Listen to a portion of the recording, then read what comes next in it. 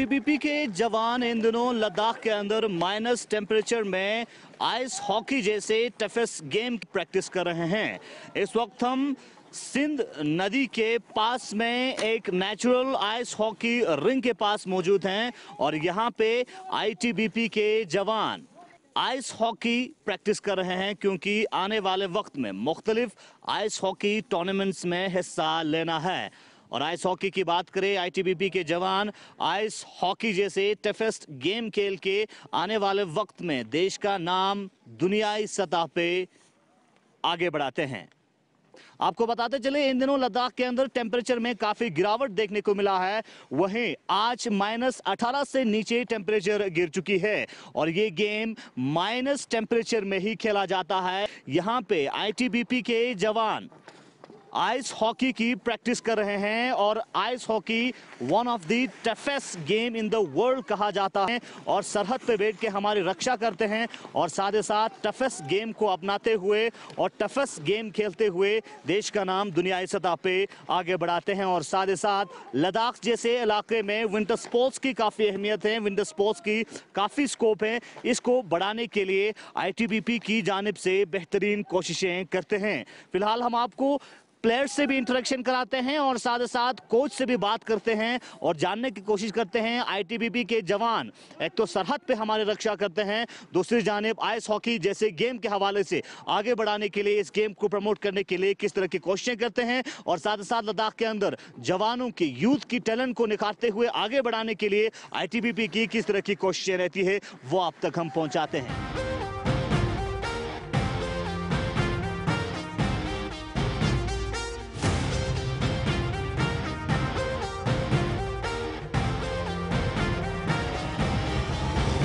ये natural ice हैं और यहाँ पे इस वक्त आईटीबीपी के जवान प्रैक्टिस कर रहे हैं आइस हॉकी के। तो यहाँ पे कोच साहब है, कोच साहब से जानना चाहेंगे सर आपका नाम? मैं सब इंस्पेक्टर सोनम पलदन, जो कि आइस हॉकी टीम आईटीबीपी का कोच हूँ। इस टीम को मैं कोचिंग करता हूँ सुबह से शाम तक। तो हमारे टीम काफ़ी मजबूत है। तो आने वाले टूर्नामेंट को देखते हुए इस जो नेचुरल जो बर्फ़ के ऊपर हम अभी फ़िलहाल प्रैक्टिस करते हैं जी। तो सर कब से आप लोगों ने प्रैक्टिस स्टार्ट किया है और आने वाले वक्त में कौन कौन से टूर्नामेंट्स में आप पार्ट लेते हैं और ओवरऑल विंटर के टाइम पे किस तरह की शेड्यूल रहता है? देखिए, हम नवंबर 22 तारीख से इस नदी के किनारे एक छोटा सा वो है, यहाँ पे हमने रिंग बना रखा है। नवंबर 22 से हम इस पे प्रैक्टिस कर रहे हैं। तो आने वाले दिनों में काफ़ी टूर्नामेंट्स है लेह के अंदर, जो कि सीसी कप है, गवर्नर कप है, खेलो इंडिया है, उसके बाद नेशनल है। तो आर्मी के द्वारा सद्भावना कोई कप है, वो चलाते हैं। तो हम हर टूर्नामेंट में भाग लेते हैं। हम टूर्नामेंट छोटा बड़ा नहीं देखते हैं, ऐसा कोई टूर्नामेंट हम मिस नहीं करते हैं। हर टूर्नामेंट में हम भाग लेते हैं। तो सर खासकर प्रैक्टिस के दौरान किस तरह की चीज़ें, एक्सपीरियंस आप लोगों को देखने को मिलता है? क्योंकि आइस हॉकी जो है, जिस तरह से आपने कहा कि एक तो टफेस्ट गेम है, तो इस हवाले से आपसे जानना चाहेंगे। देखिए, हमारे जो ITBP Indo Tibetan border police नाम से आप जाहिर हो जाता है कि हम वर्ल्ड के बहुत टफेस्ट पैरामिलिट्री फोर्सों में एक है। जो हमारे ड्यूटियां 18,000 के हाइट से ऊपर के इलाकों में हम तैनात रहते हैं। उस टफेस्ट को देख के हमने इस गेम को भी उस हिसाब से हमने लिखा। जिस तरह के हमारे फोर्स है, उस तरह के नाम के साथ ही हमने आइस हॉकी को हमने चुना है। आइस हॉकी वर्ल्ड में सबसे टफ और सबसे रफ गेमों में गिना जाता है। इस गेम में चोटें काफ़ी आ जाती है और हमारे टीम के साथ जब प्रैक्टिस करते हैं तो हमारे पास मेडिकल के भी एक बंदे रहते हैं। इसके अलावा हमारे टीम में भी 2-3 लड़के हैं जिसने फिजियोथेरापी कोर्स कर रखा है। फिजियोथेरापी की ये चीज़ होगा तभी एक टीम बनती है, तभी एक खिलाड़ी बनता है। नहीं तो इसमें चोट लगना तो ये गारंटीड है। ऐसा कोई बंदा शायद बचा हो जिस पे थोड़ा टंका ना लगा हो, जिसकी हड्डी ना टूटा हो। टूटते हैं, इसमें चोट लगता है, इसमें लगना ही लगना। ये पहले आप मान के चलना है, क्योंकि उस टाइम जब चोट लगता है तो उसके मन में पहले से बैठा होता है कि हाँ, इसमें चोट लगना है। इसलिए हम हर चीज़ साथ लेके चलते हैं। मेडिकल की टीम इसके अलावा हमारे पास 2 लड़के हैं जो क्वालिफाइड है फिजियोथेरापी। तो ये चीज़ हो के तब इस गेम को हमने चुना है। हम इस गेम के लिए जी जान लगाते हैं। तो सर, जिस तरह से आईटीबीपी के जो जवान हैं एक तरफ से देश की रक्षा करते हैं सरहद पे बैठ के, और दूसरी जानिब जो टफेस्ट गेम आइस हॉकी जिसे कहा जाता है, और आइस हॉकी में देश को दुनियावी सतह पे इंटरनेशनल लेवल पे आगे बढ़ाते हैं और नाम रोशन कराते हैं, तो उस हवाले से जानना चाहेंगे आईटीबीपी ने कितने टूर्नामेंट्स में अभी तक पार्ट लिया है और कहाँ कहाँ रिप्रेजेंटेशन की है? देखिए, हम क्लब टूर्नामेंट से स्टार्ट करते हैं। हमने क्लब टूर्नामेंट जहाँ भी कहीं भी हम छोटा बड़ा नहीं देखते हैं। देश के कहीं भी हो, लद्दाख में कहीं भी हो, हम हर जगह पे भाग लेते हैं। उसके बाद नेशनल में जहाँ कहीं भी हो इंडिया के अंदर, देहरादून में आर्टिफिशियल रिंग है लेकिन वहाँ पे हो नहीं रहा है, वो बदकिस्मती है हमारे। उसके बाद जहाँ ये गुलमार्ग में होता है, ओली में भी हो सकता है, लद्दाख में है, शिमला में होता है, हर जगह पे जाते हैं हम पार्टिसिपेट करते हैं। उसके बाद जब नेशनल टीम की जब सिलेक्शन हो जाता है तो हमारे टीम से आज तक सबसे ज़्यादा 9 प्लेयर एक साथ, 22 में से 9 प्लेयर हमारा एक साथ गया है। तो हमारे गर्व की बात है कि 22 में से 9 प्लेयर आईटीबीपी के गया, ये हमारे लिए एक बड़ा अचीवमेंट है। उसके बाद हम इंटरनेशनल में जाता है, जो एशियन चैलेंज कप खेला जाता है जो इंडिया, उसमें हमारे 9 प्लेयर एक साथ गया है। उसके लिए हम गर्व करते हैं। उसके बाद हमेशा जहाँ भी एशियन चैलेंज कप हो, इंडिया के लिए हर साल होता है, उसमें हम भाग लेते हैं, हमारे प्लेयर जाते हैं। तो ये बहुत बड़ी अचीवमेंट है हमारे लिए। हम देश का भी प्रतिनिधित्व करते हैं, उसके बाद नेशनल लेवल पे भी करते हैं। क्लब टूर्नामेंट हमने बेस जो ग्रास रूट जो टूर्नामेंट रहता है उसमें भी हम भाग लेते हैं। उसमें हमको भी सीखने को मिलता है, दूसरों को सिखाने के भी मौका मिलता है। और साथ ही साथ सर, जिस तरह से यहाँ पे बहुत सारे युवाओं की भी पार्टिसिपेशन देखने को मिलता है सिविल सोसाइटी से, तो उनको भी क्या आईटीबीपी की तरफ से ट्रेन कराया जाता है? हाँ, बिल्कुल कराया जाता है। हमने जो दिन को हम सुबह 7:30 से लेके 12 बजे तक हम यहाँ खुद हमारे टीम प्रैक्टिस करते हैं, तो इसलिए हम यहाँ किसी को अलॉट नहीं करते हैं यहाँ इस ग्राउंड पे। उसके बाद 12 बजे से लेके 3 बजे तक हम 3 घंटे बच्चों को हम कोचिंग देते हैं। जिसका भी बच्चा यहाँ आना चाहेंगे यहाँ आइए और डिसिप्लिन के साथ रहिए।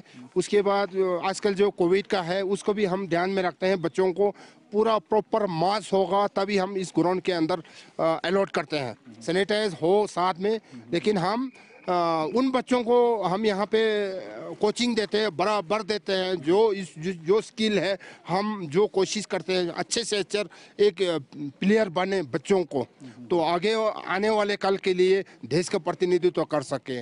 तो इसलिए हम छोटे बच्चों को भी देते हैं। फिर शाम का सेशन फिर हमारा अपना चलता है। फिर बच्चों को बोलते हैं यहाँ आसपास नहीं है, क्योंकि ये इस गेम में चोट लगता है। दर्शक होगा तो भी लग सकता है, जब तक उसमें सेफ्टी नहीं होगा तो हमारे पास सेफ्टी कम है, तो इसलिए हम इनको अलॉट नहीं करते। उनको बोलते हैं हम इस गेम में नहीं आना है यहाँ पे, जब हमारा मैच होता है, हमारा प्रैक्टिस होता है। बाकी 3 घंटा हम उनके लिए हमेशा देते हैं।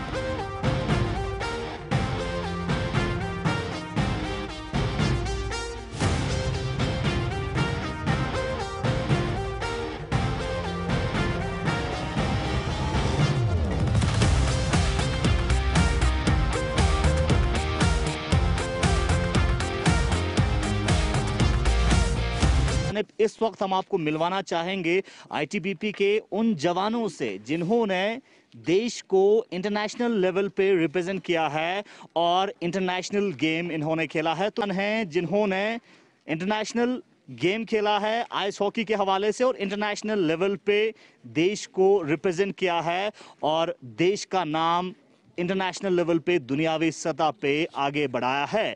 तो इनसे मिलवाते हैं। इससे पहले जो हमारे साथ कोच साहब हैं, कोच साहब से जो यूनिक इक्विपमेंट्स हैं, जो यूनिक गेम खेलते समय जो चीज़ इस्तेमाल करते हैं, उस हवाले से हम कोच साहब से जानना चाहेंगे। सर, थोड़ा इक्विपमेंट्स के बारे में हम जानना चाहेंगे डिटेल्स। इक्विपमेंट 2 ही तरह के होता है, एक होता है गोली का, एक होता है प्लेयर का। तो सबसे पहले हम बताएंगे प्लेयर का क्या क्या होना चाहिए। देखिए, सबसे पहले सिर से आते हैं हम। इसका हेलमेट होना चाहिए जो इंटरनेशनल स्टैंडर्ड का होना चाहिए, जो ISI अप्रूव होना चाहिए, सर्टिफाइड होना चाहिए। इस हेलमेट के साथ आप जली भी लगा सकता है, ये वाइजर हो या गिलास भी लगा सकता है। उसके बाद टीथ गार्ड होता है, टीथ गार्ड भी लगा सकता है। उसके बाद यह नेक गार्ड होता है, नेट गार्ड लगा सकता है। इसके अंदर फिर चेस्ट गार्ड होता है, पूरा चेस्ट को इसमें प्रोटेक्शन होता है। इसी के साथ चेस्ट के साथ इसी जर्सी के अंदर एल्बो गार्ड होता है। एल्बो के अंदर पूरा यहाँ पे गार्ड होता है। एल्बो के गार्ड के बाद आपका ये पैंट आ जाए, हाफ पैंट, ये भी अप्रूव होना चाहिए। उसके बाद ग्राइन गार्ड होता है। यहाँ पे शीन पैड होता है इसके अंदर, इसी के अंदर एक शीन पैड होता है। शीन पैड के बाद आपका स्केट होता है। स्केट के नीचे जो ब्लेड लगा होता है, ब्लेड 3 या 4 mm का ही होता है, इतने पतला होता है। इसके अंदर धार होता है, धार के ऊपर आप कंट्रोल किया जा सकता है। उसके बाद ये हैंड ग्लोव्स होता है। हैंड ग्लोव्स का अंदर की तरफ लेदर हो जो कि स्टिक को ग्रिप मिलता है, और बाहर की तरफ पूरा प्रोटेक्ट हो। ऐसा कोई अंग नहीं है बॉडी में जहाँ पर प्रोटेक्टेड ना हो। ये है स्केट है, ब्लेड है, स्टिक है। स्टिक में आप यहाँ से भी जो बॉल होता है उसको पक बोला जाता है, यूज कर सकता है। इस तरफ से भी यूज कर सकता है, कहीं से भी यूज कर सकते हैं। इस गेम में आपको पाक को नीचे से हाथ से भी आप रोक सकते हैं। अब बताता हूँ आपको, एक गोली को क्या होना चाहिए हेलमेट के तौर पर। एक गोली को क्या होना चाहिए? गोलकीपर को मैं तो गोली का मतलब ये गोलकीपर होता है। तो गोली का हेलमेट होता है, थोड़ा अलग से होता है, ये काफी महंगा होता है। गोली हमेशा वाइजर नहीं लगाता है, यहाँ पे केज ही लगाता है जो कि स्टील का बना होता है, जिसमें उसको देख भी सके, जो एक पाक होता है उसके अंदर घुसे ना। ये है वी गार्ड, नेक गर्दन का भी प्रोटेक्शन करता है, ये वी गार्ड होता है। इसके अंदर चेस्ट गार्ड जो प्लेयर से थोड़ा अलग होता है, थोड़ा मजबूती होता है, ये पूरा ऐसा कोई हिस्सा नहीं होता है। तो इसके चेस्ट गार्ड के साथ ये एल्बो गार्ड साथ में अटैच होता है, इसका एल्बो गार्ड भी होता है। इसके बाद इसका हाफ पैंट जो होता है वो प्लेयर से थोड़ा हैवी होता है। इसके बाद ये लेफ्ट साइड में, राइट साइड में कहीं भी हो सकता है, अपने हाथ के मस्टर्ड हैंड के हिसाब से। ये होता है कैचर होता है, ये होता है ब्लॉकर होता है। हमेशा ब्लॉकर के साथ ये स्टिक रहता है। इसके बाद अब ये नीचे ग्राइंड गार्ड होगा, ये पूरा प्रोटेक्शन होता है, बाकी गेमों से थोड़ा हार्ड होगा, थोड़ा मजबूती होगा। ये लेग पैड है, ये भी काफ़ी कॉस्टली होता है। ये लेग पैड अपने हिसाब से, कद के हिसाब से छोटा बड़ा होता है। उसके बाद गोली का जो शूज़ होता है वो थोड़ा डिफरेंट टाइप का होता है, थोड़ा नीचे ब्लेड थोड़ा कम होता है, लेकिन चौड़ाई लगभग 4 mm का ही होता है। इसके जो स्केट के बाहर एक्स्ट्रा कवर होता है कि गोली एक ऐसा चीज़ होता है जो आइस हॉकी में रीढ़ का हड्डी माना जाता है, तो इसलिए ये प्रोटेक्शन इसके लिए एक्स्ट्रा, थोड़ा प्लेयर से थोड़ा एक्स्ट्रा होता है। तो काफ़ी हैवी हो जाता है। इसके पास जो इक्विपमेंट है कि लगभग 40 किलो तक एक इक्विपमेंट पहन के एक गोली खड़ा रहता है। तो गोली का स्केट प्लेयर के एक स्केट के साथ, ये ब्लेड के साथ, ये स्टिक के साथ थोड़ा डिफरेंट होता है। ये काफ़ी चौड़ा होता है, लंबा होता है, तो अपने काट के हिसाब से फिर ये काट पीट के ये इतने ही रहते हैं।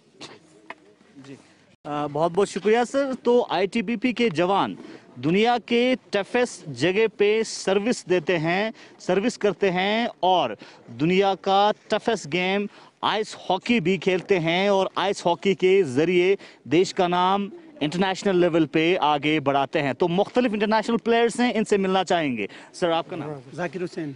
सर आप कब से आईटीबीपी में हैं और कब से आप आइस हॉकी खेल रहे हैं? मैं 2007 का उम्र थी, तकरीबन 2010 से आईटीबीपी में खेल रहा हूँ। तो कितने टूर्नामेंट्स आपने खेला है और कहाँ कहाँ आपने टूर्नामेंट्स खेला? हमने तकरीबन इंटरनेशनल 4 खेला और नेशनल तो तकरीबन काफ़ी खेला आईटीबीपी की तरफ से। जी, तो आप क्या कहना चाहेंगे जवानों को? जवानों को ये कहना चाहता हूँ कि आगे बढ़िए, देखिए और इस गेम का मज़ा लीजिए। आगे बढ़िए, देखिए और इस गेम का मजा लीजिए, जाकिर साहब का कहना है। और इंटरनेशनल बहुत सारे गेम खेले। सर आपका नाम? मेरा नाम टुंडुक नमगेल सर। आप कब से आईटीबीपी में आइस हॉकी खेल रहे हैं? मैं 2015 में भर्ती हुआ, 2017 से यहाँ पे आईटीबीपी में खेल रहा हूँ। तो कितने टूर्नामेंट्स आपने खेला है और कहाँ कहाँ आपने टूर्नामेंट्स?